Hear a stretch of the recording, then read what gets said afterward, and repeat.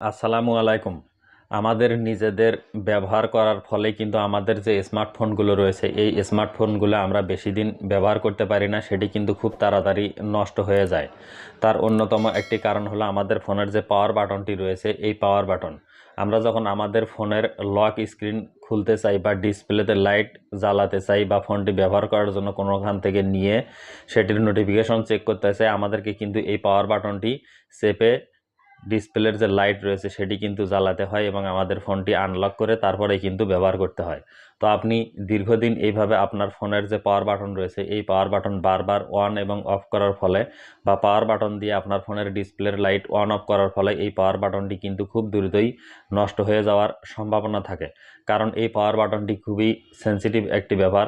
Maximum ফোনেই কিন্তু এখন এই পাওয়ার বাটনেই কিন্তু ফিঙ্গারপ্রিন্ট সেট করা থাকে। তো আজকের ছোট্ট এই ভিডিওতে দেখানোর চেষ্টা করব আপনার পাওয়ার বাটনটি আপনি কিভাবে দীর্ঘদিন সুরক্ষিত রাখবেন, সেটির উপরে কোনো চাপই পড়বে না বা আপনার পাওয়ার বাটন প্রেস করার তেমন কোনো প্রয়োজনই হবে না। আপনি জাস্ট স্ক্রিনে টাচ করবেন, আপনার ফোনের যে ডিসপ্লে রয়েছে সেই ডিসপ্লের লাইট কিন্তু অন অফ করতে পারবেন আপনার পাওয়ার বাটনটি ব্যবহার করা ছাড়াই। তো চলুন দেখিয়ে দিচ্ছি। শুরুতে আপনার ফোনের যে সেটিংস অপশান রয়েছে সেই সেটিংস অপশানে যাবেন এবং সার্চ করবেন ডাবল। ডাবল লিখে সার্চ করলেই কিন্তু আপনার ফোনের যে অপশানটি রয়েছে কাঙ্ক্ষিত অপশান সেই অপশানটি চলে আসবে। তো এখানে দেখুন double click on the lock screen, মাঝখানে যে অপশানটি দেখতে পাচ্ছেন এই অপশানে ক্লিক করবেন এবং একদম নিচে দেখুন double click on the lock screen, এই অপশানটি জাস্ট আপনি এইভাবে অন করে দিবেন। তারপর আপনি এখান থেকে ব্যাক চলে আসবেন, নিচে দেখুন একটি অপশান রয়েছে স্মার্ট ওয়াক, এই অপশানে ক্লিক করবেন এবং এখান থেকে এই অপশানটি জাস্ট অন করে দিবেন, অর্থাৎ উপরেরটি এবং নিচেরটি এই দুটি অপশনও কিন্তু আপনি এখান থেকে জাস্ট অন করে দিবেন। তো আপনার ফোনে কিন্তু লক স্ক্রিন নামে যে অপশনটি থাকে সেই অপশনেও কিন্তু এই অপশন দুইটি থাকতে পারে। এই সেটিংসটি কিন্তু আপনার ফোনের ব্র্যান্ড অথবা সেটিংসের উপর নির্ভর করে। আপনি একটু আপনার ফোনে খুঁজে দেখবেন যে কোন জায়গায় এই সেটিংসটি আপনার করা রয়েছে।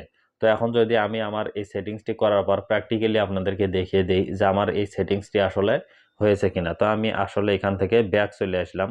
আমার ফোনের ডিসপ্লের লাইটটি কিন্তু এখন অফ হয়ে যাবে, স্ক্রিনটি কিন্তু আর রেকর্ড হবে না আমি আমার ফোনের ডিসপ্লের লাইট অফ করার সঙ্গে সঙ্গেই।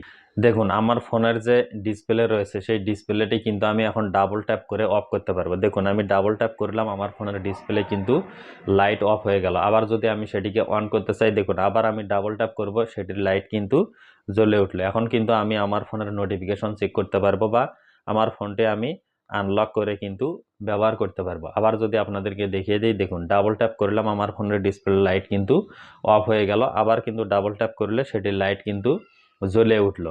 তো এভাবেই কিন্তু ব্যবহার করে আপনার ফোনের যে পাওয়ার বাটন রয়েছে এই পাওয়ার বাটনটি কিন্তু আপনি দীর্ঘদিন ভালো রাখতে পারবেন, আপনার ফোনটিকেও কিন্তু আপনি সুন্দরভাবে অনেক দিন যাবৎ ব্যবহার করতে পারবেন। তো বন্ধুরা আজকের ভিডিওটি এ পর্যন্ত। আশা করি ভিডিওটি দেখে আপনাদের অনেক ভালো লেগেছে। ভালো লাগলে অবশ্যই একটি লাইক দিতে ভুলবেন না এবং এই ধরনের খুবই ইন্টারেস্টিং ভিডিও পেতে অবশ্যই আমার চ্যানেলটিকে সাবস্ক্রাইব করবেন।